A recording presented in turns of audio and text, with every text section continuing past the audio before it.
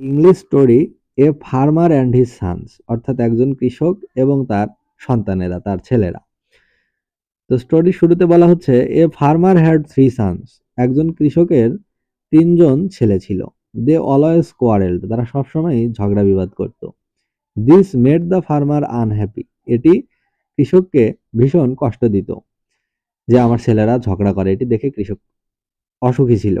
He tried to bring them to their senses but fail, সে অনেকবারই চেষ্টা করলো তাদের ছেলেদের বোঝাতে, কিন্তু সে অকৃতকার্য হলো। অ্যাট লাস্ট, অবশেষে he thought of a plan, সে একটি পরিকল্পনা আঁটালো। He called all his sons and asked them to bring a bundle of sticks, সে তার সকল ছেলেকে ডেকে পাঠালো এবং এক বান্ডিল লাঠি নিয়ে আসতে বলল।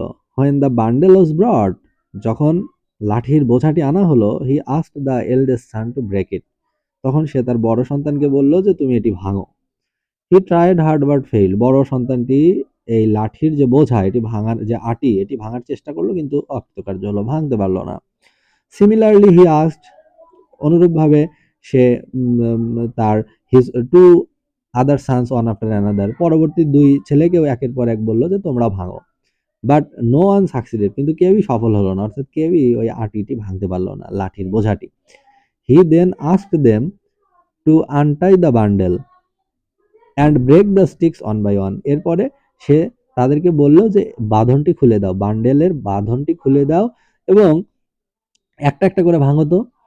This they did very easily, এবং এটি তারা খুব সহজেই করতে পারলো, অর্থাৎ খুব সহজেই তারা একটি লাঠি ভাঙতে পারলো।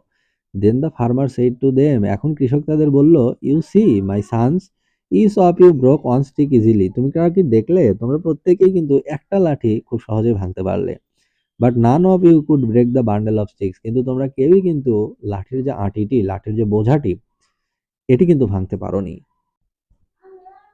Why couldn't you do it, কেন তোমরা এটি করতে পারলে না? দ্য ইল্ডেস্ট সন রিপ্লাইড, বড় ছেলেটি উত্তর দিল, in the bundle the sticks were together and so we couldn't break it, অর্থাৎ বোঝাতে লাঠিগুলো সব একসাথে ছিল, এজন্য আমরা ভাঙতে পারিনি। That's right said the father, এবার বাবা উত্তর দিল, কৃষকটি বলল, হ্যাঁ এটাই সঠিক কথা বলেছো। You see the strength of unity now, অর্থাৎ একতাবদ্ধ হয়ে থাকার গুরুত্ব বা উপকারিতা তোমরা বুঝতে পারলে, শক্তি বুঝতে পারলে, একসাথে ছিল জন্যই তো ভাঙতে পারোনি। You must live together and no one can harm you, তোমরাও যদি এভাবে একসাথে বসবাস করো, কেউ তোমাদের ক্ষতি করতে পারবে না।